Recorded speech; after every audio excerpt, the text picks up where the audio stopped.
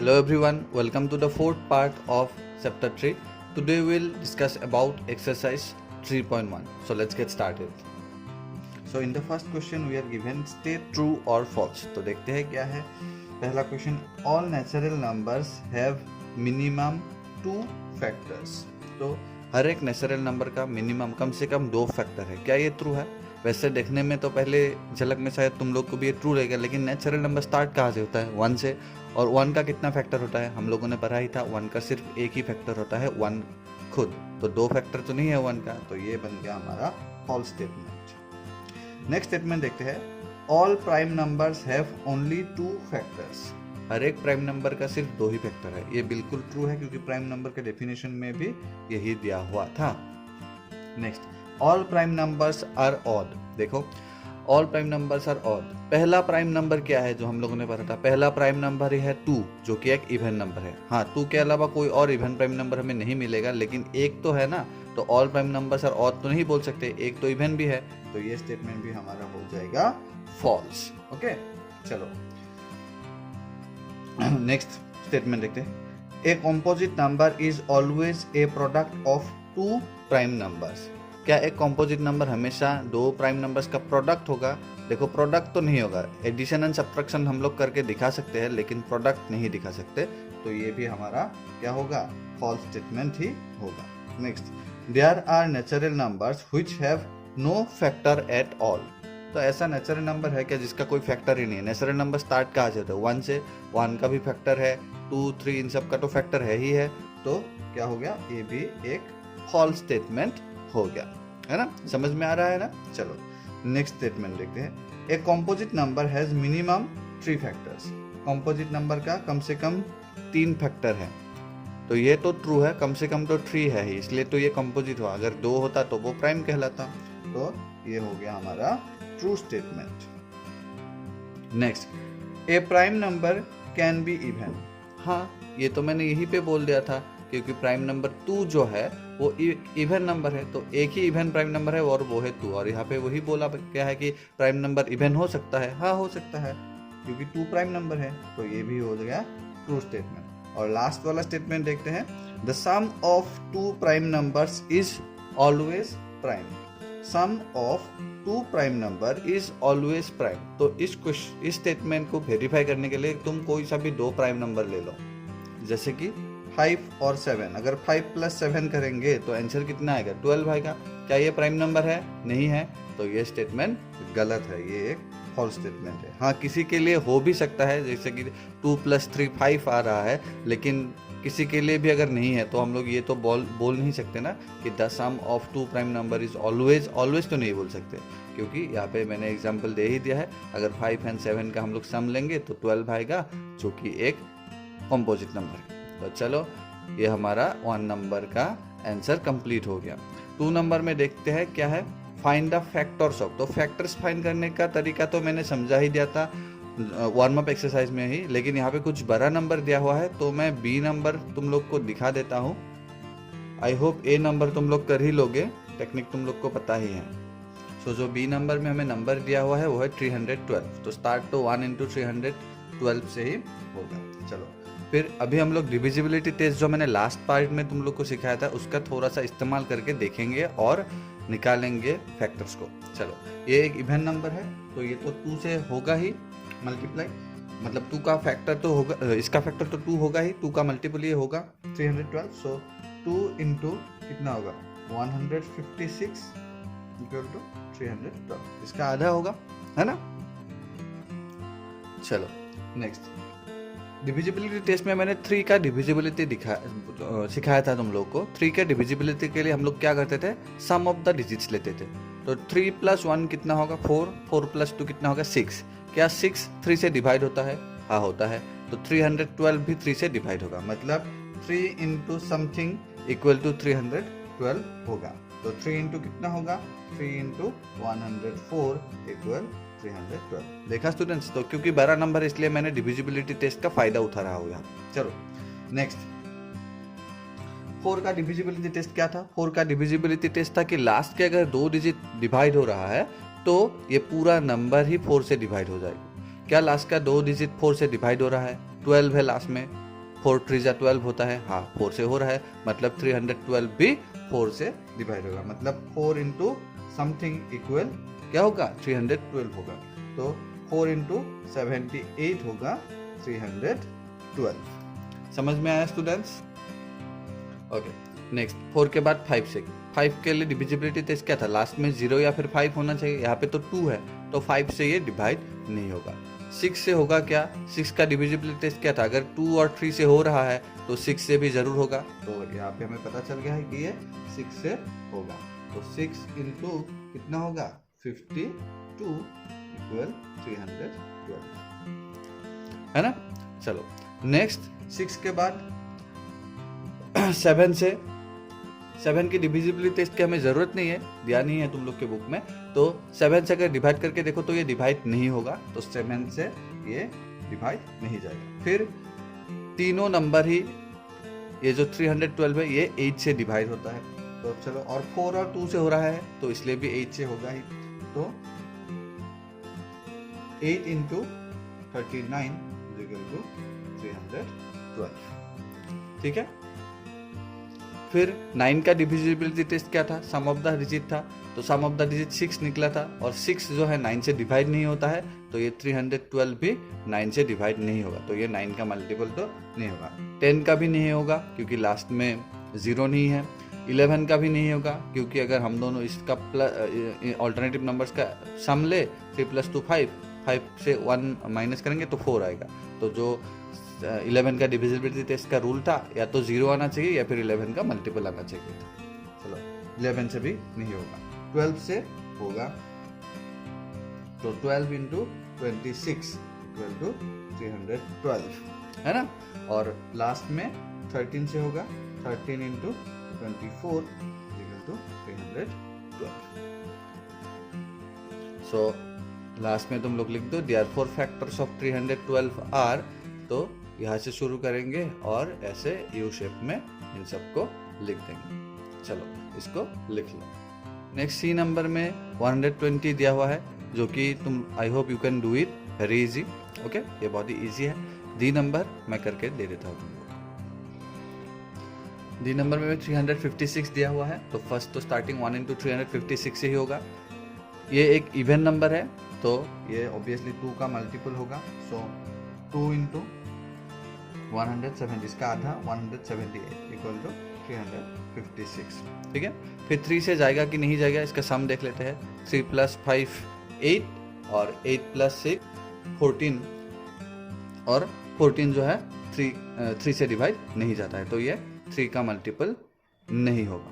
चलो 56 जो है ओनली 56, मतलब लास्ट का 2 डिजिट 4 से डिवाइड होता है, तो ये पूरा नंबर ही 4 का मल्टीपल होगा, सो 4 इंटू 89 इक्वल टू 356। देखो इस नंबर को अगर हम लोग फर्दर देखें तो ये 5 से भी नहीं होगा, 6 से भी नहीं होगा, क्योंकि सिर्फ 2 से जाता है, 3 से नहीं जाता है, तो 6 से भी नहीं होगा। वैसे ही 7 से, 8 से, 9 से, ऐसे और किसी नंबर से नहीं होगा, तो यही होगा इसका फैक्टर्स। तो लिख लेते हैं, therefore factors of 356 are 1, 2, 4, 89, 178 and 356। Next question number 3 में find the first 5 multiples of दिया हुआ है, और ये मैंने तुम लोग को वार्म अप एक्सरसाइज में सिखाया ही था। तो 11 का क्या क्या होगा, 11, 22, 33 ऐसे होगा। फिर सिमिलरली 16 का भी तुम लोग लिख लेना, 12 का भी और 20 का भी। ये आई डोंट थिंक ये मुझे देना चाहिए, क्योंकि बहुत ही ईजी है, जस्ट 1 से मल्टीप्लाई करो, 2 से मल्टीप्लाई करो, 3 से मल्टीप्लाई करो, 4 से और 5 से, जो जो मल्टीपल्स होगा वही लिखना है। आई होप तुम लोग कर लोगे। अगर कोई भी कंफ्यूजन हो तो मुझे ज़रूर पूछ लेना। चलो नेक्स्ट 4 नंबर क्वेश्चन देखते हैं। State if the result is always odd और ऑलवेज इवन। तो इसमें कुछ स्टेटमेंट्स दिया हुआ है, और इन स्टेटमेंट्स से हमें पता लगाना है कि इसका रिजल्ट एक इवन नंबर होगा कि एक ऑड नंबर होगा, ठीक है। चलो ये भी हम लोगों ने सीखा था, बुक में भी दिया हुआ था कुछ प्रॉपर्टीज, कब कौन सा आंसर ऐड करेंगे तो इवन होगा, सब्ट्रैक्ट करेंगे तो इवन या फिर ऑड होगा, ऐसे हमें दिया हुआ था। तो उन्हीं सब प्रॉपर्टीज को याद करके हमें ये आंसर देना है। चलो फर्स्ट है 2 odd numbers are added.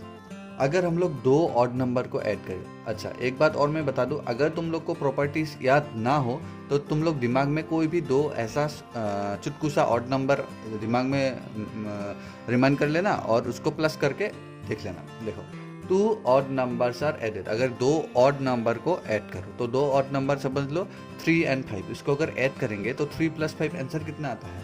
8, even आता है ना। ऐसे ही अगर कोई भी तुम लोग दो ऑड नंबर ऐड करो तो आंसर हमेशा इवन नंबर ही आएगा। तो यहाँ पे हम लोग लिख लेंगे इवन, ठीक है। तुम लोग फुल में भी लिख सकते हो, मैं ई और ओ से ही डिनोट कर दूंगा। चलो next B number, 3 odd numbers are added, अगर 3 ऑड नंबर ऐड कर, 3 ऑड नंबर और देखो 2 ऑड नंबर ऐड करने में हो रहा था इवन, इसके साथ एक और ऑड नंबर ऐड कर दे, मतलब एक इवन हो गया एक ऑड हो गया। और हमने पढ़ा ही था अगर एक इवन नंबर और एक ऑड नंबर ऐड करे तो आंसर हमेशा क्या आएगा? ऑड ही आएगा। जैसे कि 2 + 3 करोगे तो आंसर 5 आएगा, एक ऑड आंसर आएगा। Next, 1 even and 2 odd numbers are added, एक इवन और 2 ऑड नंबर, देखो 2 ऑड नंबर अगर ऐड करेंगे तो इवन आएगा, और अगर इवन के साथ फिर से एक इवन नंबर लगा देंगे तो इवन प्लस इवन तो इवन ही होगा ना, तो ये इवन होगा। जब भी 3 नंबर्स एडेड वाला क्वेश्चन आ जाए या फिर 4 नंबर भी ऐसे तो तुम 2 करके पार्ट कर लेना, 2 को ऐड करेंगे 2 ऑड को ऐड करेंगे तो इवन आएगा, और इवन के साथ एक और इवन ऐड करेंगे तो आंसर तो इवन ही होगा। चलो D number question, 2 prime numbers greater than 2 are added, 2 prime number हम लोग ऐड करेंगे जो 2 से ग्रेटर हो। देखो 2 से ज्यादा 2 से ग्रेटर प्राइम नंबर, हर एक प्राइम नंबर ऑड ही है, मतलब हम लोग 2 odd number, basically we are adding 2 odd numbers, ठीक है। और अगर 2 ऑड नंबर ऐड करेंगे तो आंसर क्या आएगा? आंसर तो इवन ही आएगा ना, तो इसमें भी आंसर इवन ही होगा। चलो next, 2 even numbers are added, इसमें तो पूछने वाली कोई बात ही नहीं है, 2 इवन नंबर ऐड करेंगे, जैसे कि 2 + 4 6, मतलब हमेशा इवन ही आएगा, इवन मिलके तो इवन ही आता है, तो ये भी इवन ही होगा। Next, 3 odd numbers are multiply, अगर 3 ऑड नंबर्स हम लोग मल्टीप्लाई करेंगे तो क्या होगा? चलो पहले 2 ऑड नंबर मल्टीप्लाई करके देखते हैं। 3 × 5 क्या आया? 15 आया, मतलब 2 ऑड नंबर अगर मल्टीप्लाई करेंगे तो ऑड ही आंसर आएगा, है ना। तो एक ऑड आंसर आया, उसके साथ फिर से एक ऑड नंबर मल्टीप्लाई किया, मतलब 2 ऑड नंबर मल्टीप्लाई करेंगे तो ऑड ही तो आएगा ना। समझ में आ रहा है बात? ठीक है, मैं फिर से यहाँ पे इजीली समझाता हूँ। 2 ऑड नंबर है, इसको मल्टीप्लाई करने पे ऑड आया, मतलब 2 अगर ऑड नंबर मल्टीप्लाई करेंगे तो ऑड आंसर आएगा। इसके साथ एक और ऑड मल्टीप्लाई कर दिया, मतलब ऐसा वाला ही तो बात हो गया ना, 2 ऑड नंबर मल्टीप्लाई करने जैसा ही तो बात हो गया ना, तो आंसर तो ऑड ही आएगा ना, तो यहाँ पे भी आंसर ऑड ही हो जाएगा। समझ में आ गया? जी नंबर में दिया हुआ है 2 consecutive numbers are multiplied, consecutive number मतलब सीरियल नंबर, कॉन्जिक्यूटिव नंबर हमेशा क्या होगा? एक इवन होगा एक ऑड होगा, और अगर एक इवन और एक ऑड नंबर मल्टीप्लाई करेंगे तो आंसर इवन ही आएगा। Next, 2 consecutive odd numbers are added, 2 odd consecutive हो या फिर कोई भी हो, 2 ऑड नंबर अगर ऐड कर रहे हैं तो आंसर हमेशा इवन ही आएगा। तो ये हम लोगों ने कंप्लीट कर लिया है 4 नंबर क्वेश्चन। अभी आते हैं 5 नंबर क्वेश्चन में। 5 नंबर क्वेश्चन दिया हुआ है, right all the prime numbers and composite numbers between, A number में दिया हुआ है 70 और 80। तो चलो इसको कॉपी में करते हैं। सो हमें 70 और 80 के बीच में से प्राइम नंबर्स को लिखना है पहले, उसके बाद हम लोग कंपोजिट नंबर्स को लिखेंगे। आई होप तुम लोगों ने प्राइम नंबर्स को याद कर ही लिया होगा। तो यहाँ पे मैं दिखा देता हूँ 70 और 80 के बीच में कितना प्राइम नंबर्स है? 1, 2 और 3, ये 3 ही प्राइम नंबर्स है ना। और बाकी जो रह जाएंगे बीच में ये सब कंपोजिट नंबर है, तो इन्हीं को तो लिखना है। प्राइम नंबर्स में आ जाएगा 71, 73 और 79, और कंपोजिट में आ जाएगा ये बाकी सारे, इन दोनों के बीच में 70 और 80। अच्छा, बिटवीन दिया हुआ है तो 70 और 80 को टच नहीं कर सकते, इनके मिडिल वाले को लिखना है, इसके बीच वाले को लिखना है। चलो, सो प्राइम नंबर्स हो जाएंगे 71, 70, 73 एंड 79। अभी हम लोग कंपोजिट नंबर्स को लिखेंगे। सो 70 और 80 के बीच में कंपोजिट नंबर क्या क्या है? 72, 74, 75, 76, 77 and 78। So students, I hope now you can do this B number also. 30 and 40 के बीच में जो प्राइम्स है एंड जो कंपोजिट्स है वो लिखना है। चलो ये होमवर्क है तुम लोग के लिए। 6 number question, express the given number as the sum of 2 odd primes.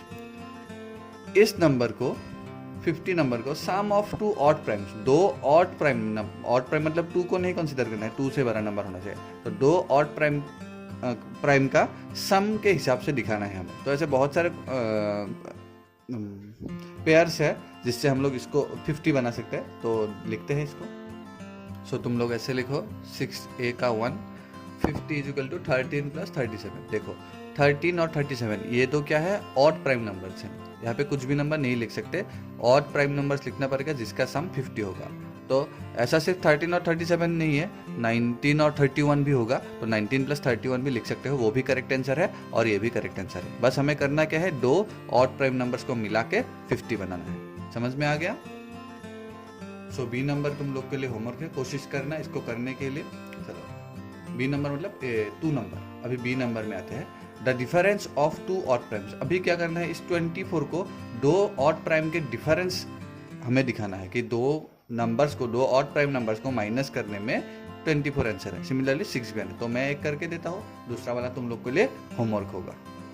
सो यहाँ पे मैंने लिखा है 24 इक्वल टू 29 माइनस 5। 29 भी एक ऑड प्राइम नंबर है और 5 भी एक ऑड प्राइम नंबर है, और दोनों को सबट्रैक्ट करने में हमें 24 आंसर आ जाता है। समझ में आ गया स्टूडेंट्स? सो 2 नंबर तुम लोग के लिए होमवर्क है। नेक्स्ट 7 नंबर क्वेश्चन में दिया हुआ है, from the following numbers form 12 pairs which are not coprime.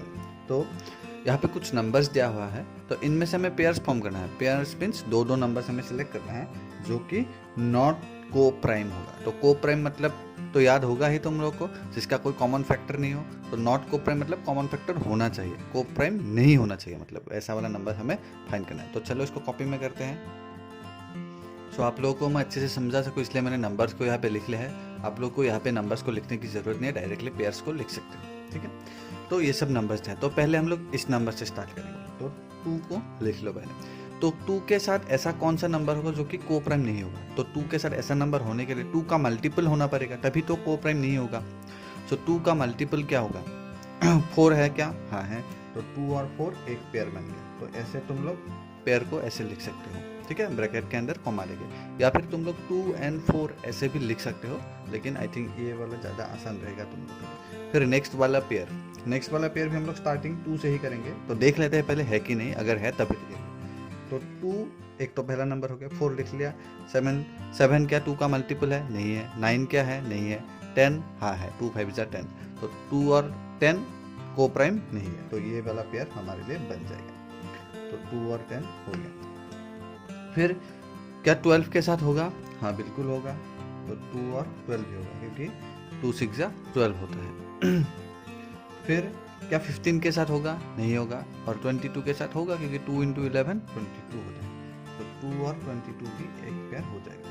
तो 1 2 3 4 ऐसे हम लोगों ने 2 से स्टार्ट करके 4 पेयर्स बना लिए। हमें 12 पेयर्स बनाने के लिए बोला गया था। अभी हम लोग नेक्स्ट नंबर यानी कि 4 से देखेंगे।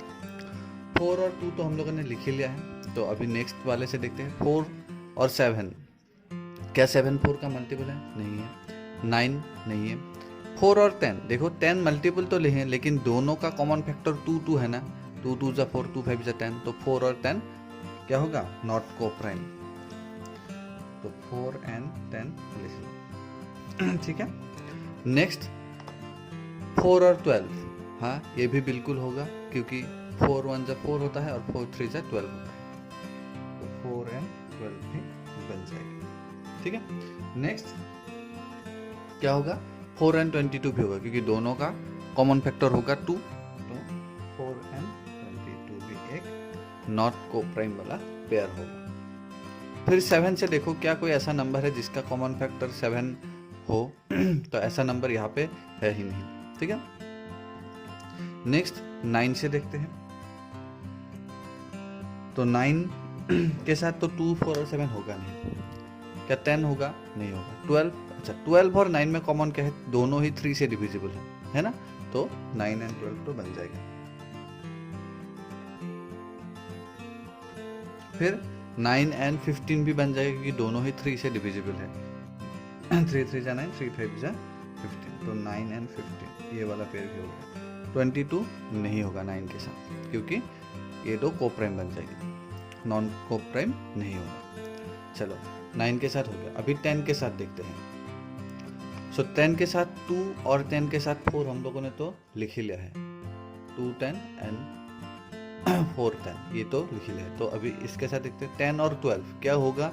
हाँ बिल्कुल होगा, क्योंकि दोनों ही इवन नंबर है, मतलब दोनों का ही कॉमन फैक्टर 2 होगा। सो 10 एंड 12 एक पेयर तो बन गया। फिर 10 एंड 15 भी होगा, दोनों ही 5 से डिविजिबल है, तो 10 एंड 15 भी हो गया।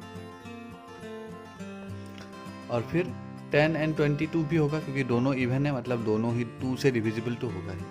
सो 10 एंड 22। तो स्टूडेंट्स आप लोग देख सकते हैं हम लोगों ने 12 पेयर्स फॉर्म कर लिए हैं, तो यही इसका आंसर है। अगर आप लोग ऐसे नहीं लिखना चाहते तो 2 एंड 4, 2 एंड 10 ऐसे भी लिख सकते हो। नेक्स्ट बी नंबर में दिया हुआ है form the list below, form 17 pairs of को प्राइम नंबर्स। तो अभी क्या करना है, यहाँ पे नॉट को प्राइम था, यहाँ पे को प्राइम है, मतलब कॉमन डिविजर या फिर कॉमन फैक्टर नहीं होना चाहिए दोनों नंबर के बीच में। तो इसको भी करते हैं कॉपी में। सो बी नंबर को भी समझाने के लिए मैंने नंबर्स को ऊपर लिख लिया है, इन नंबर्स को तुम लोग को लिखने की ज़रूरत नहीं है।